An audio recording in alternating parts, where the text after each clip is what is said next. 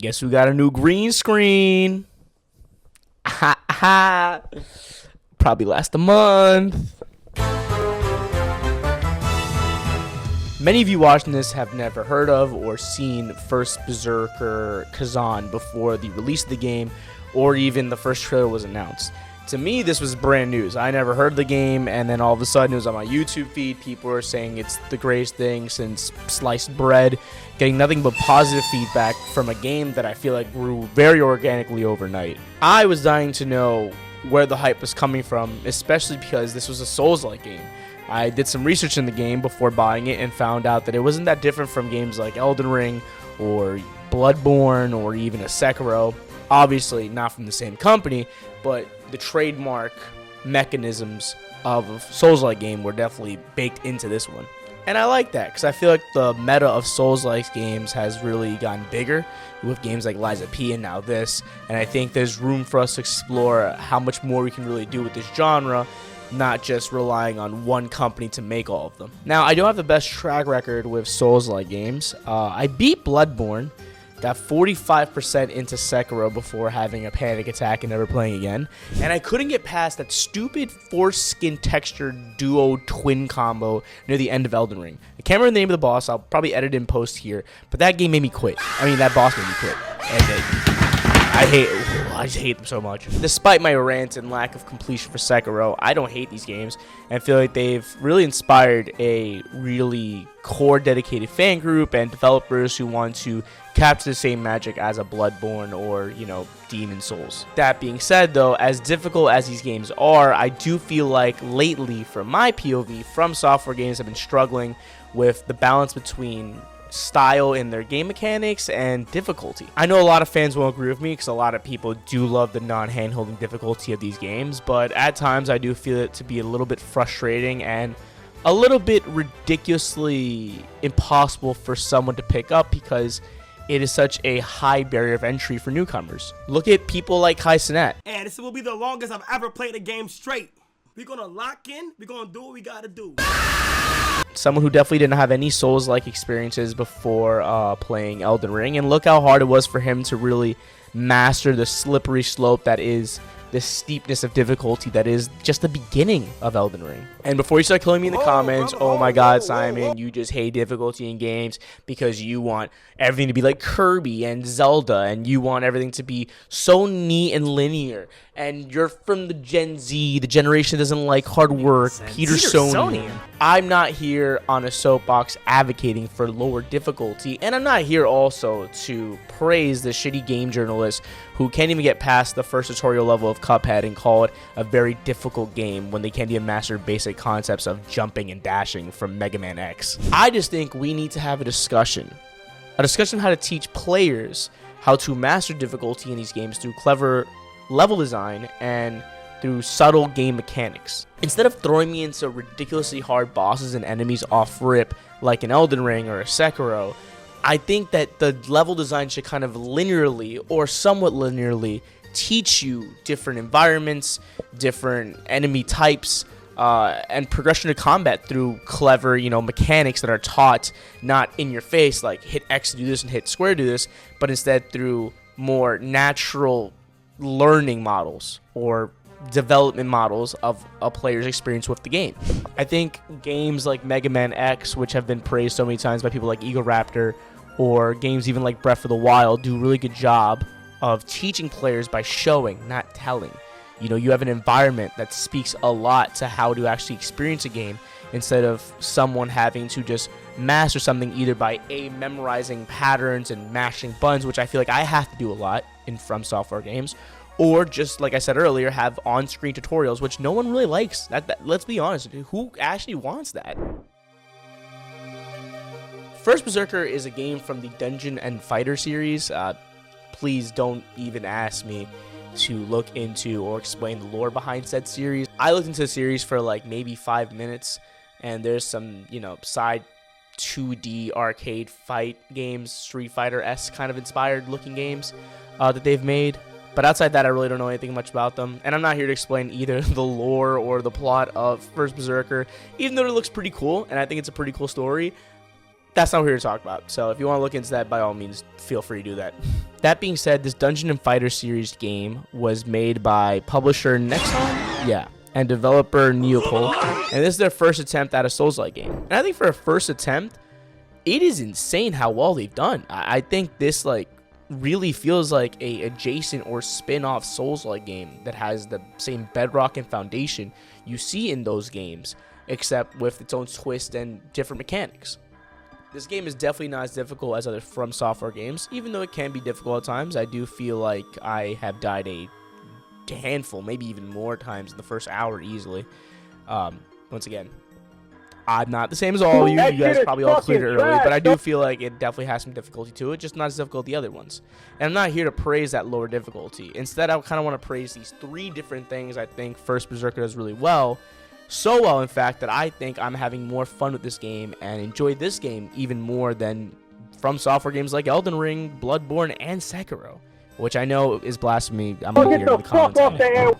Those 3 things that this game does really well, I think, are feedback from player actions, its beautiful art style, and last but certainly not least, its level design and how well it teaches players how to master difficulty in boss fights and enemies instead of expecting players to pick it up from just memorization alone. With First Berserker, I feel like I'm learning with the freedom to make mistakes instead of going into fights with zero room for error and a very tight squeeze window of opportunity to strike, and the need or the requirement to memorize patterns, which you definitely do in First Berserker, but I think it's not to the same extent for good reason. I know some people love that grind of Elden Ring or, other Souls-like games, but I don't. I really don't like sitting there and having to memorize patterns and kind of just rely on that. Obviously not alone, but a huge portion of it is relying on that and just trying my best to not make any room just for a chance at survival. That grind isn't fun to me, and it feels more of a chore than an actual game at that point. But before I get more into detail about that, I think it's important that we discuss the art style and that feedback I mentioned earlier. First Berserker is a testament to the concept hyperrealism in graphics does not always supersede beautiful art and animation styles. Games like Tears of the Kingdom, Dragon Ball FighterZ, and Persona show this time and time again. Yet Berserker takes concept art, music, and animation to another level. I never felt more like I was in an anime battle than in this game, excluding actual anime games like Naruto and Demon Slayer or what have you. Every hit, every clash, every parry feels and sounds and even looks gorgeous. Let's compare this to Elden Ring. Beautiful game in its own right. The concept art alone of these games is breathtaking, but the impact from slashing or hitting doesn't land like these slashes in Berserker. Parrying doesn't even have the same colorful impact frame of light that makes me feel like I'm about to pull off a crazy combo from a Street Fighter game. This isn't to say hyperrealism can't work, but FromSoftware games have never delivered these well, in my personal opinion. Let's look at Ghost of Tsushima as a comparison. When I boot up Elden Ring, I'm immediately struck by its technical prowess. It's really impressive. Don't get it twisted. The concept art is very beautiful. The hyperrealism is impressive, no doubt. But as I wander through these cold, dark landscapes, hour after hour, something inside of me just kind of deflates, which I know is the intention of the game, but considering its repetitive method of dying and repeating boss fights, it's kind of a sore on the eyes to keep seeing that scenery every time. The oppressive environments, the muted color palette, the constant decay, the sense of dread, it all weighs on me. And I think it overstays its welcome very early in the game. My eyes grow tired searching for detail and shadows, and my mind gets exhausted from the constant lack of tension in the colors, especially when looping boss fights, like I said, over and over again. But then, I load up Ghost of Tsushima, and something magical happens. As I crest that first hill and watch the wind dance through tall grass, painting waves across the landscape, I feel myself exhale. The sunset casts golden light across open fields. Red maple leaves flutter past my character, and suddenly I'm not just playing a game, I'm experiencing something very alive.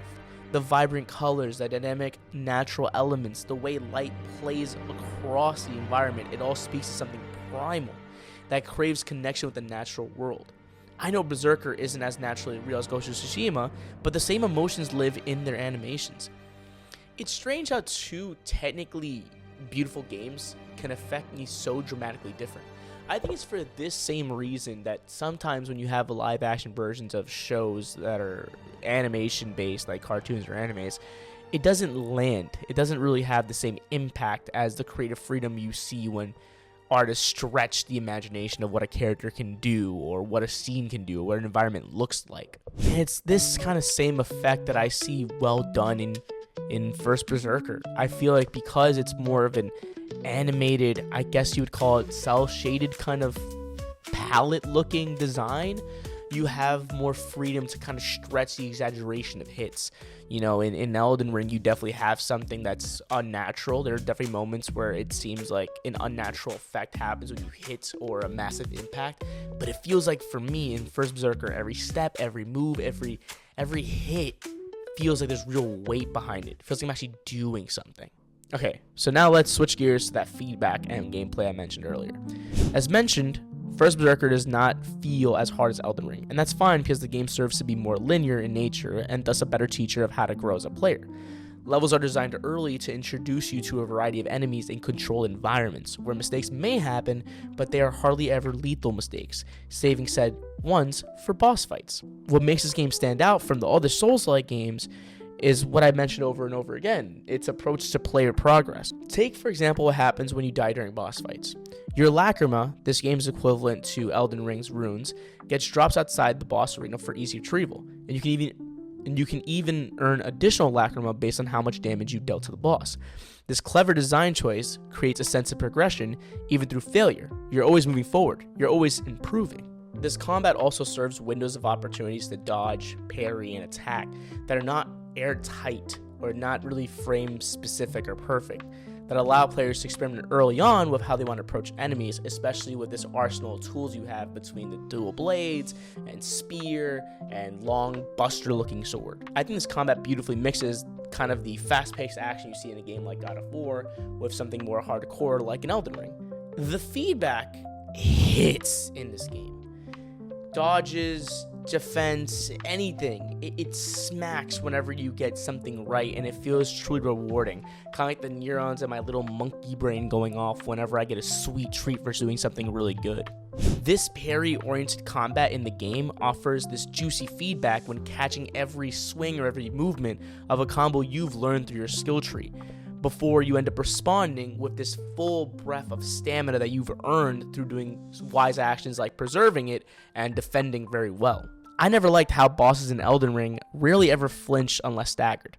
It just made me feel like I'm a helpless ant who's kind of poking this big bear with a stick, hoping that the damage is sticking. It kind of feels helpless, which once again maybe is the point of Elden Ring, but to me it's like playing a game that's still in beta. It lacks a punch. I was even researching gripes in the Steam community about Elden Ring to see if anyone really has the same kind of complaints or ideas that I have about this. And what was interesting is I did find one comment that kind of perfectly describes what I'm trying to get at right now. The comment read, "In Elden Ring, the poise of certain very fast enemy attacks eating through your counterattacks and that awful interrupt animation creates a disjointed combat experience where your action feels very disconnected from the actual results. This creates, in my opinion, a lack of fluidity I don't see when I'm mashing out beautiful combos and parries and defensive maneuvers in First Berserker. There's just a satisfying weight to combat where every movement, not even just hits, like the feedback on movement, I feel like I'm not even talking about. You know how hard it is to really create feedback in movement where it feels like a dodge feels as impactful as a hit?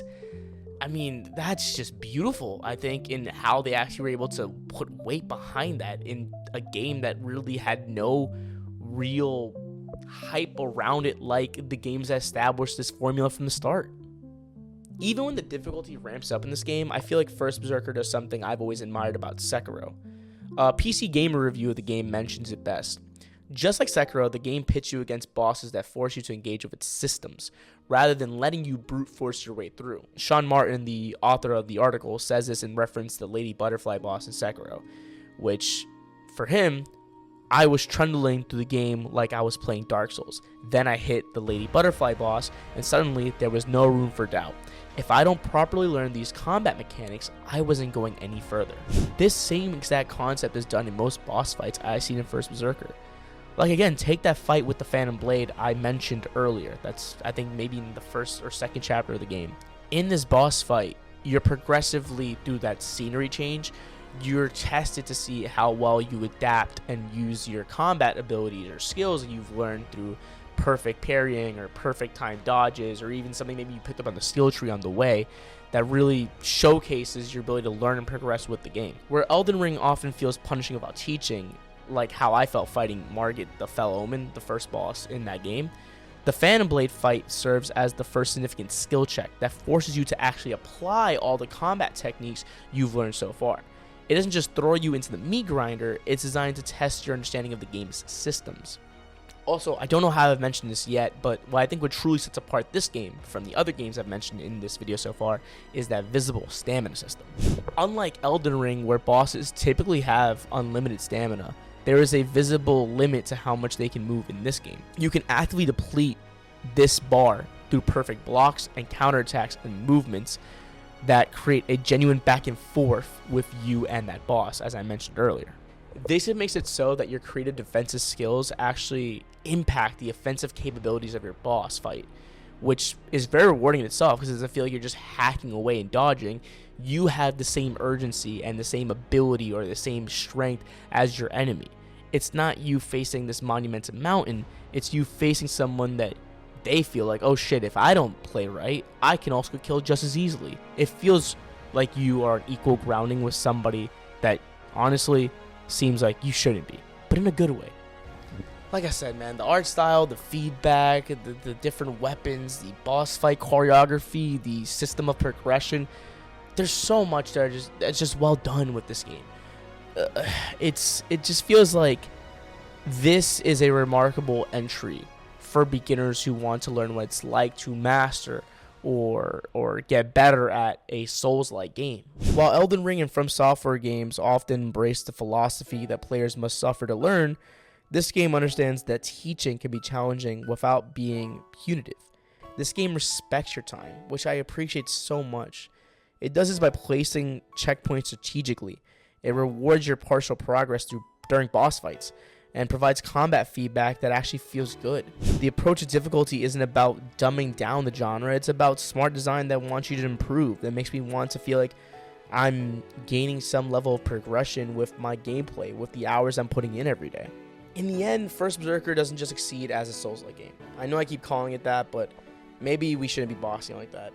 I think it succeeds as something unique, as something that understands how games can challenge you while still respecting your efforts and need or want to progress.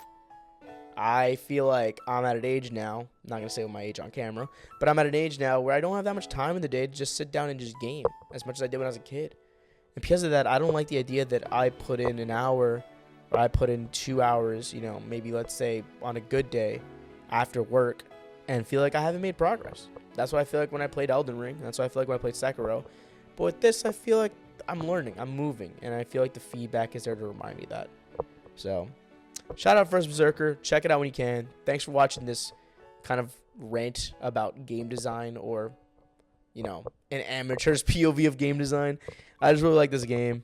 I hope you guys look into it too. I think it's well worth the money. And hopefully we see more from the studio in the future, or from other studios. I would like more games like this that are animation-based.